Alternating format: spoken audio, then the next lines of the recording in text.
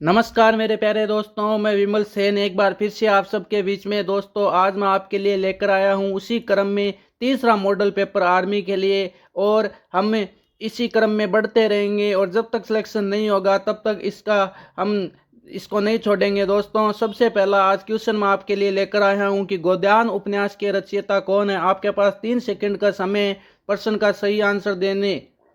तो सबसे पहले बात करते हैं गोदान उपन्यास के रचयिता कौन है। तो गोदान उपन्यास के रचयिता है मुंशी प्रेमचंद। अब बात करते हैं मुंशी प्रेमचंद कौन थे। तो मुंशी प्रेमचंद एक लेखक थे और ये भारत के थे। इन्होंने गोदान उपन्यास लिखा था और ये इनका अंतिम और सबसे महत्वपूर्ण लेख था। ये हिंदी भाषा में लिखा गया था। वर्ष 1936 में इसका अलंकरण किया गया था। इस उपन्यास के अंदर सामाजिक परिवेश का चरित्र चित्रण किया गया है। आगे बात करते हैं हम नेक्स्ट क्वेश्चन की। तो दोस्तों, अगला क्वेश्चन है आगरा कौन से राष्ट्रीय राजमार्ग पर स्थित है। तो आगरा NH2 राष्ट्रीय राजमार्ग पर स्थित है। अब बात करते हैं हम सबसे छोटे और सबसे बड़े राजमार्ग की। तो सबसे बड़ा राजमार्ग है NH44 और सबसे छोटा जो राजमार्ग है वह है, सबसे बड़ा कौन सा NH44 और सबसे छोटा है NH118। ठीक है। अब बात करते हैं इन दोनों की लंबाई। तो सबसे जो बड़ा राजमार्ग है उसकी लंबाई है 3745 किमी और सबसे छोटा है उसकी लंबाई है 5 किमी। आगे बात करते हैं नेक्स्ट क्वेश्चन की। तो वह है हमारा कुचिपुड़ी किस राज्य की नृत्य शैली है। तो कुचिपुड़ी है वो दोस्तों आंध्र प्रदेश राज्य की नृत्य शैली है। अब हम बात करते हैं अगर राजस्थान की, तो वहां पर कौन सा नृत्य प्रसिद्ध है। तो यहाँ पर घूमर नृत्य प्रसिद्ध है। कौन सा? घूमर। अब आगे बात करते हैं हम केरल की। तो केरल में कौन सा नृत्य प्रसिद्ध है। यहाँ पर दो नृत्य बहुत ज्यादा प्रसिद्ध है, वह है कथकली और मोहिनीअट्टम। और तमिलनाडु की बात करते हैं, तमिलनाडु में भरतनाट्यम नृत्य भी बहुत प्रसिद्ध है। तो इस क्वेश्चन का आंसर क्या होगा? आंध्र प्रदेश की। कुचिपुड़ी किस राज्य की नृत्य शैली है। तो आंध्र प्रदेश की है। आगे बात करते हैं हम नेक्स्ट क्वेश्चन की कि एनी बेसेंट ने कौन सा आंदोलन चलाया था।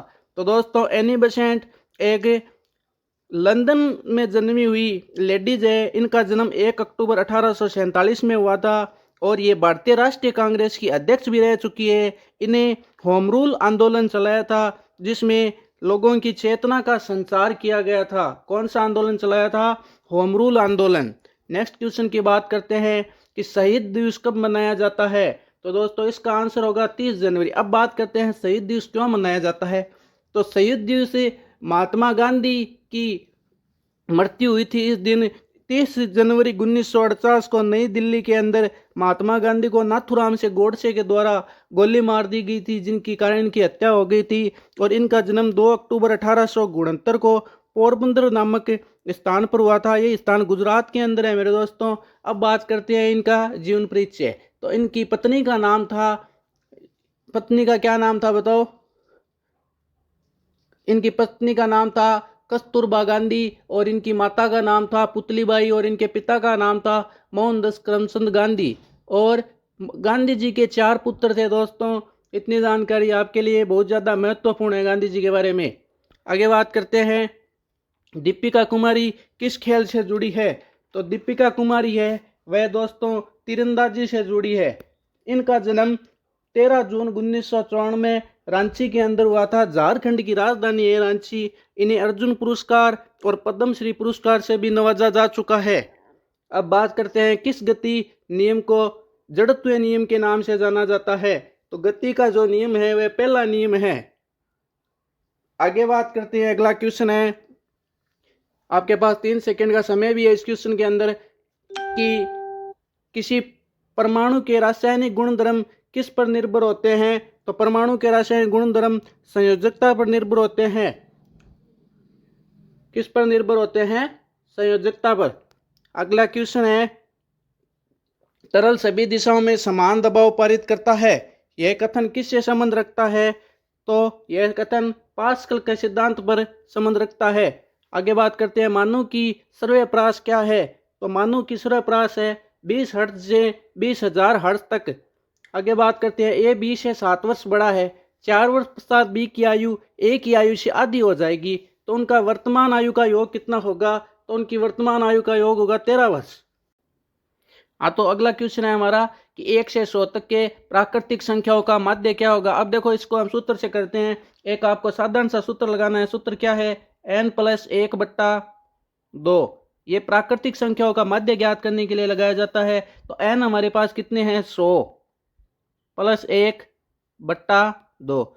101 को आप 2 से डिवाइड करोगे तो आपके पास आंसर क्या निकल कर आएगा, 50.5। और यही आपका सही आंसर है। अगले क्वेश्चन की बात करते हैं हम।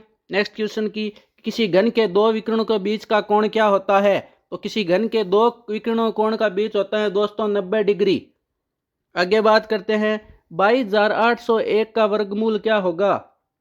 तो 22,801 का वर्गमूल होगा दोस्तों लगभग 151। इसमें तो आंसर नहीं है, पर 150 आपका सही आंसर हो जाएगा यहाँ पे।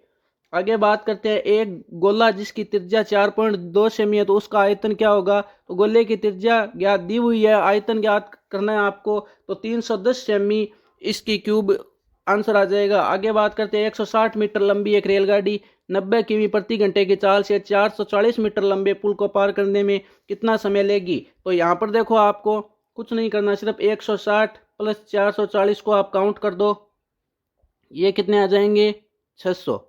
अब आपको क्या करना है कि 600 इसकी स्पीड हो गई, मतलब इतने लंबा मीटर पुल हो गया, ये 600 मीटर लंबा पुल हो गया। अब 600 डिवाइड 90 कर दो आप। 90 क्यों कर रहे हो कि ये रेलगाड़ी 90 किमी प्रति घंटा की चाल से चल रही है। अब ये समय जो आपको किमी घंटा में दिया गया, आपको सेकंडों में निकालना है, तो 5/18 कर दो, आपको ये तो पता ही होगा। अब घंटों में निकालना है, सॉरी घंटों में निकालना है, तो 18/5 कर दो आप।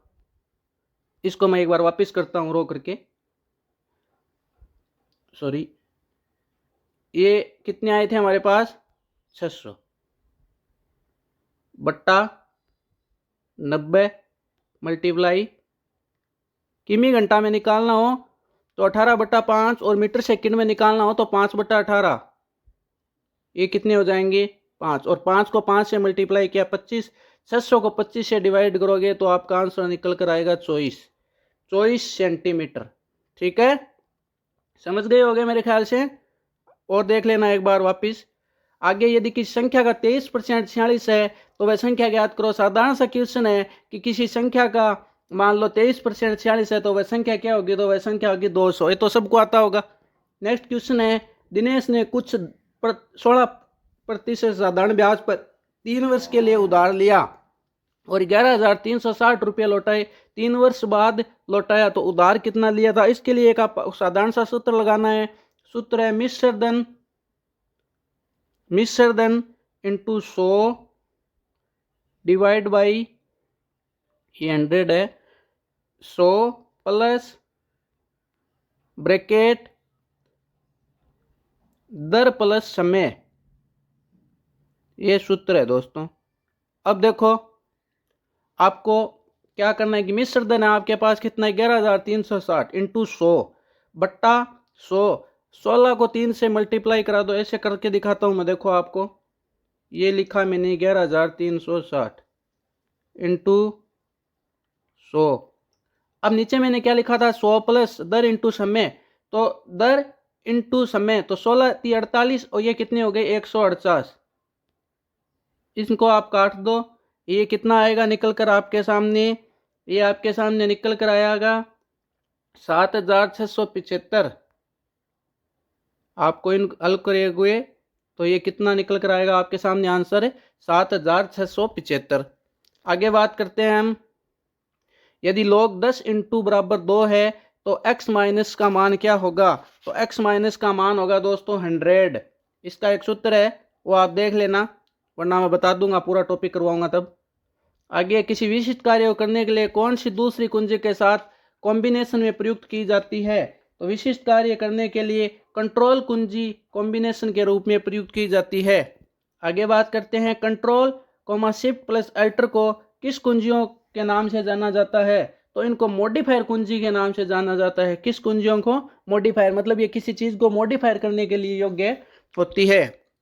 आगे बात करते हैं, अधिकांश प्रोडक्ट पर प्रिंटेड लाइन के पैटर्न को क्या कहते हैं। तो पैटर्न को हम कहते हैं दोस्तों बारकोड्स कहते हैं।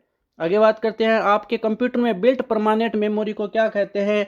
तो परमानेंट जो कंप्यूटर के अंदर मेमोरी होती है उसका नाम है मेरे दोस्तों, कंप्यूटर में बिल्ट परमानेंट मेमोरी को क्या कहते हैं, तो उसका नाम है रोम, रीड ओनली मेमोरी। एक होती है रैम, रैंडम एक्सेस मेमोरी, और सीपीयू की फुल फॉर्म आपको पता होगी, सेंट्रल प्रोसेसिंग यूनिट। ठीक है, इन्हें केंद्रीय प्रसंस्करण इकाई के नाम से भी जाना जाता है, इसके कंप्यूटर का दिमाग भी कहा जाता है। ठीक है, आगे बात करते हैं विंडोज डेस्कटॉप पर द्वारा विभिन्न एप्लीकेशन और डॉक्यूमेंट रिप्रेजेंट किए जाते हैं। किससे किए जाते हैं, तो वह सब आइकन से प्रेजेंट किए जाते हैं। आपने कंप्यूटर जब डेस्कटॉप देखी होगी तो उस पर छोटे छोटे आइकन बने होते हैं, तो उससे ही हम किसी चीज़ को खोल सकते हैं या बंद कर सकते हैं दोस्तों, आप सबको पता होगा। तो आज के लिए ये चॉइस क्वेश्चन है दोस्तों, जिस भी स्टूडेंट ने अगर चॉइस में से 20 भी क्वेश्चनों का आंसर सही दिया है तो मेरा मानना है वह बहुत ज़्यादा अच्छा है। अगर कोई स्टूडेंट 17-18% कर रहा है तो उसकी जो मतलब पढ़ाई है वो मीडियम चल रही है, और अगर 15 से कोई स्टूडेंट कम कर रहा है इन क्वेश्चनों का आंसर तो उसे मेहनत की आवश्यकता है। मैं रोज़ आपके लिए ऐसा ही एक टेस्ट लेकर आऊँगा, मैंने हर बार बताई है आपको बात। आप बस चैनल को सब्सक्राइब, लाइक, कमेंट करके इसको बहुत ज़्यादा ऊपर उठाना। आज के लिए इतना ही दोस्तों, जय हिंद, जय भारत।